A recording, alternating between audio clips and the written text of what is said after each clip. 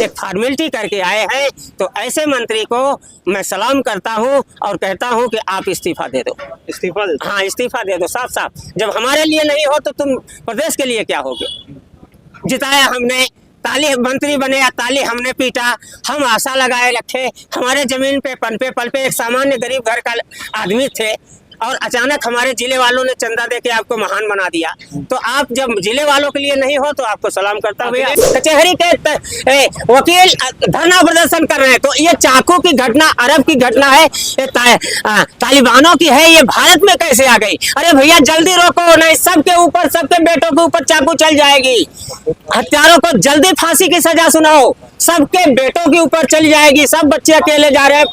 विधायक उधायक जो आए थे ये गोलबंदी करके चले गए हैं कि दोनों में से किसको बोलूं, चलो दोनों खुश हो जाएं। ऐसा ही उन्होंने किया है और दोनों का उनको काम है। और अभी अंतिम करके गए हैं, अखिलेश जी आएंगे, देखिए वो क्या करते हैं। लेकिन नमस्कार, मैं श्रवण कुमार इस वक्त मौजूद हूँ उत्तर प्रदेश के जनपद जौनपुर के कचहरी में, जिसे कहा जाता है कि यहाँ पर तमाम लोग अपनी समस्याओं को लेकर आते हैं। ये आप देख सकते हैं कि पीछे भी धरना प्रदर्शन चल रहा है और ये धरना स्थल है। कई सारे सत्याग्रह के जो आंदोलन होते हैं, सारे हर प्रकार के जो भी अगर सरकारें मांगे मानती नहीं है, उसके लिए यहाँ पर देखिए 9 अगस्त 2021 से एक यहाँ पर यशवंत कुमार गुप्ता जी हैं, जो कि पत्रकार भी हैं और साथ में यहाँ पर बहुत दिनों से धरना दे रहे हैं।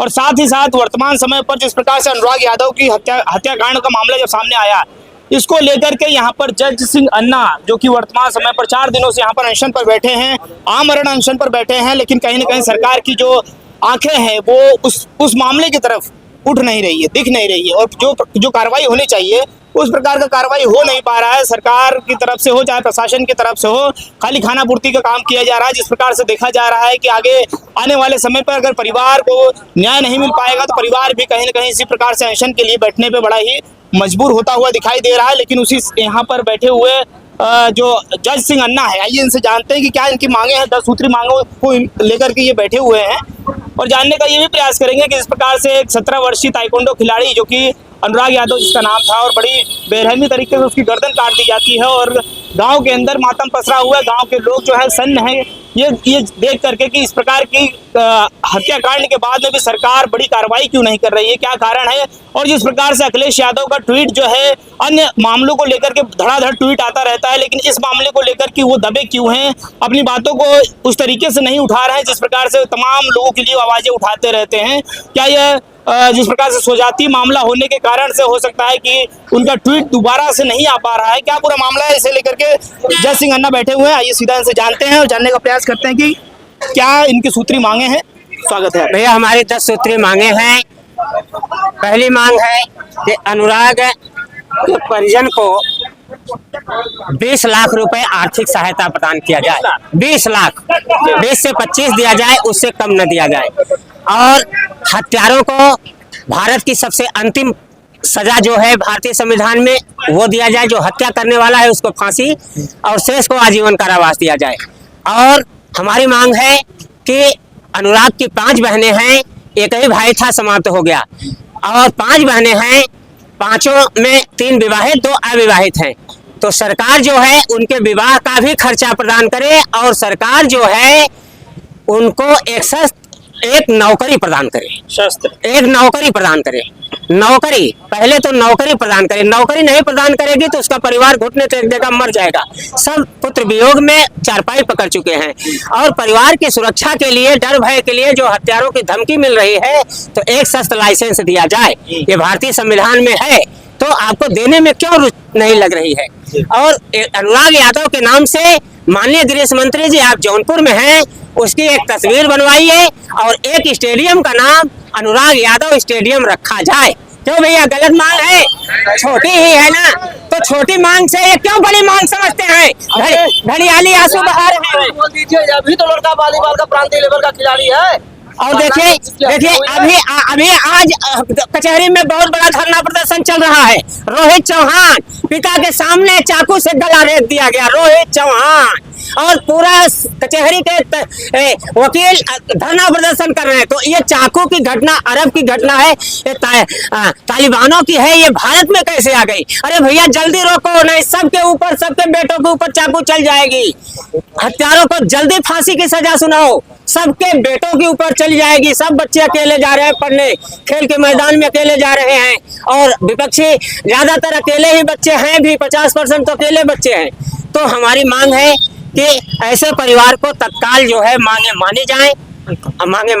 जैसे कि आप ये देख रहे हैं कि यहाँ पर जो रोहित चौहान नाम का लड़का है, इसकी भी इसी प्रकार से हत्या कर दी गई। सिरकोनी विकास खंड है, जलालपुर थाना है। जो मांगे परिवार की जा रही कि इनकाउंटर हो जाना चाहिए था, अगर इनकाउंटर हो गया होता तो हो सकता है कि ये जो बच्चा है रोहित चौहान, जो कि बताया जा रहा है कि युवा कल्याण एवं प्रशासनिक विकास दल द्वारा यहाँ पर आयोजन के तहत उसको खेल का पुरस्कार भी दिया गया है, तो ऐसे में उसकी जान बच जाती। क्या लगता है आपको? ये निश्चित हमारे एसपी साहब जो हैं स्पेशल थे गोली बंदूक चलाने के, लेकिन अब उनका प्रमोशन हो गया है, इसलिए अब उनको कोई ऐसी गर्ज नहीं है, इसलिए वो ऐसा करना नहीं। दरोगा था इसलिए बच गया। हाँ, वो दरोगा था इसलिए उसका परिवार सम्मान से ले गए हैं, और इसको अभी तक नहीं पकड़ पाए चौहान के हत्यारों को, क्योंकि अब वो एसपी हो से उनका बढ़िया प्रमोशन हो गया है, अब उनको कोई खास रुचि नहीं रह गई है। अच्छा, और मामले में देखा जाता है कि योगी आदित्यनाथ जी अपने पास जो पीड़ित दल रहता है उसको बुला लेते हैं, पीड़ित परिवार को बुला लेते हैं। इस मामले में ऐसा क्या हुआ है? वर्तमान समय पर कैबिनेट मिनिस्टर यहीं पर हैं, गिरीश चंद्र यादव जी, वो भी परिवार से मिलने गए थे। क्या उनके मन में ये नहीं आया कि परिवार इस तरीके की पीड़ा में है, उनको लेकर चल के मिलवा दें? देखिए, जब तक हमारा प्रशासन लिखता नहीं है, हमारे जिले के नेता नहीं लिखते हैं, तब तक योगी आदित्यनाथ को कैसे सूचना प्राप्त होगी? उनको तो व्यक्तिगत लिख के देना पड़ता है। हमारे गिरीश मंत्री को बाबा जी से मिलने हम गोरखनाथ मंदिर भी गए हैं। हमारे गिरीश मंत्री जी को ये सब सूचना देना चाहिए। जौनपुर की सूचना है तो गिरीश मंत्री जी क्या कर रहे हैं? और हमारे जो 8-9 विधायक हैं, अभी तक आर्थिक मदद भी नहीं किया है। जिस प्रकार से ब्रॉन्ज मेडल जीता हुआ था चंदौली के अंदर, और नोएडा के अंदर एक कार्यक्रम आयोजित ताइक्वांडो कार्यक्रम में उसने सिल्वर मेडल भी जीता था। देखें, उसका आज फोटो जारी हुआ है, हम फोटो दे रहे हैं। उसको इतना ज्यादा पुरस्कार मिला है कि आप ताजुब मानेंगे कि वो बच्चा ऐसे कैसे पुरस्कार पाया है। ये तस्वीर देखिए जरा सा आप, ये बच्चा अकेले खड़ा है। अब ये देखिए, ये तस्वीर देखिए, ये वर्मा जिलाधिकारी साहब वर्मा है, वर्मा के साथ वो लड़का खड़ा होकर के पूरी टीम के साथ पुरस्कार ले रहा है। ये तस्वीर देखिए, ये अंतर्राष्ट्रीय नेपाल और भारत की प्रतियोगिता है, उसमें ये मेडल जीता है। ये बच्चा देखिए, इसके अखबार निकले हुए हैं, ये देखिए मेडल में, ये देखिए विधायक जी उसको जफराबाद विधायक उसको सम्मानित कर रहे हैं। तो ये तमाम सम्मान इस बात का गर्व था कि वो भारत का बहुत बड़ा खिलाड़ी होता, भारत का नाम रोशन करता। जौनपुर में ऐसे मंत्री उसको माला पहनाने सबसे पहले दौड़ते। आज जो उसके यहाँ शोक संदेश केवल मात्र दे के 14वें दिन एक फॉर्मेलिटी करके आए हैं, तो ऐसे मंत्री को मैं सलाम करता हूँ और कहता हूँ कि आप इस्तीफा दे दो। हाँ, इस्तीफा दे दो साफ। जब हमारे लिए नहीं हो तो तुम प्रदेश के लिए क्या होगे? जिताया हमने, ताली मंत्री बने या ताली हमने पीटा, हम आशा लगाए रखे। हमारे जमीन पे पनपे पल पे एक सामान्य गरीब घर का आदमी थे, और अचानक हमारे जिले वालों ने चंदा दे के आपको महान बना दिया। तो आप जब जिले वालों के लिए नहीं हो तो आपको सलाम करता हूँ। अखिलेश जी के विधायक वहाँ पर आए थे, प्रिया सरोज आई थी वहाँ पर, और ये देखिए विधायक जो आए थे, सरोज भी आए थे, विधायक जो आए थे, ये गोलबंदी करके चले गए हैं कि दोनों में से किसको बोलूं, चलो दोनों खुश हो जाएं। ऐसा ही उन्होंने किया है और दोनों का उनको काम है।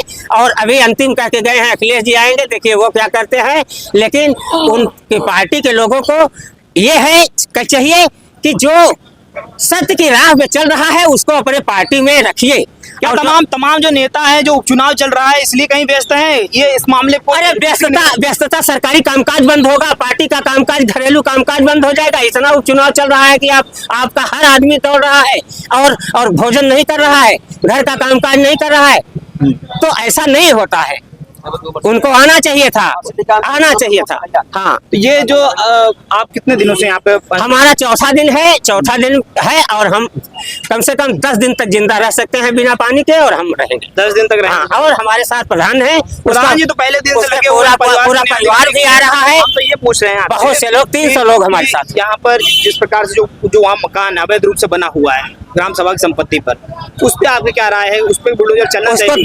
दोनों मकान नवीन पड़ती पर जो बना है उसको गिराया जाए और जो डीएस बंजर बना है उसको गिराया जाए। दोनों मकान तुरंत ध्वस्त किए जाए, कोई संकोच नहीं, कोई और जिससे कि जिला में इस तरह का कब्जा रुक जाए। कब्जा रुक जाए। अच्छा प्रधान जी, अभी देखा गया कि कल तस्वीरें वायरल हो रही थी आपका और वहाँ पर राजस्व विभाग द्वारा एक नोटिस चस्पा किया गया है, क्या पूरा मामला है?